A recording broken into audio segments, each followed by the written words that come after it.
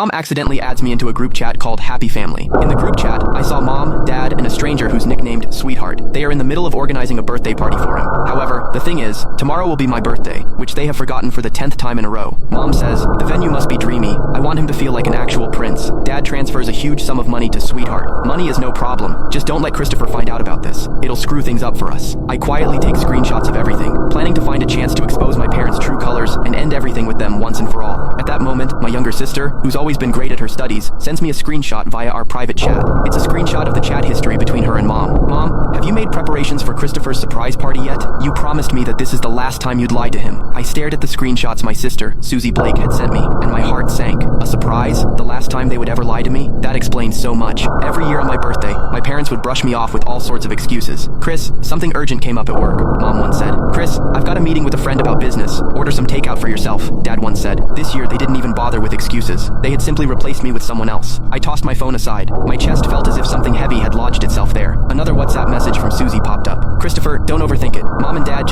I replied with just 2 words. Got it. Overthink it? How could I not overthink it? The facts were right in front of me. That birthday party for their Sweetheart was the so-called surprise they had lied to me about. As their biological son, I was nothing more than a backdrop for another boy's happiness. I heard Mom's hushed voice from the living room as she spoke on the phone. Right. We'll go with blue balloons. The biggest and brightest ones. Ben loves blue the most, so it has to be perfect for him. Ben. Listening closely to their conversation, I pieced together the boy's full name, Benjamin Smith. I picked up my phone and searched for the name on Instagram. Soon, a boy with a polished profile picture appeared. His highlighted stories were filled with glamorous photos of him traveling around the world. His most recent Instagram story was a photo of him with my parents, taken in my living room. In the photo, Mom and Dad's smiles were warm and loving. Mom's arm rested affectionately on Benjamin's shoulder, while Dad stood beside him with eyes full of indulgence. It was an expression I had never once seen on their faces. The caption read, "Thank you, Mr. Blake and Mrs. Blake. I'm really looking forward to tomorrow's party." Mom left a comment underneath. "Silly child, there's no need to be so formal with us." Meanwhile, Dad gave the post a like. What a perfect family. I saved the photo along with the group chat screenshots and stored them in my encrypted album. These would be the surprises I planned to give them tomorrow. At dinner, Mom made soup and served me a bowl with exaggerated attentiveness. "Chris, try it. I made this especially for you," she said. I looked at the greasy chicken soup. My throat tightened as a wave of nausea surged up. "Is this supposed to liven up Benjamin's birthday party?" I asked lightly. The smile on Mom's face froze. She glanced at Dad, and his expression darkened immediately.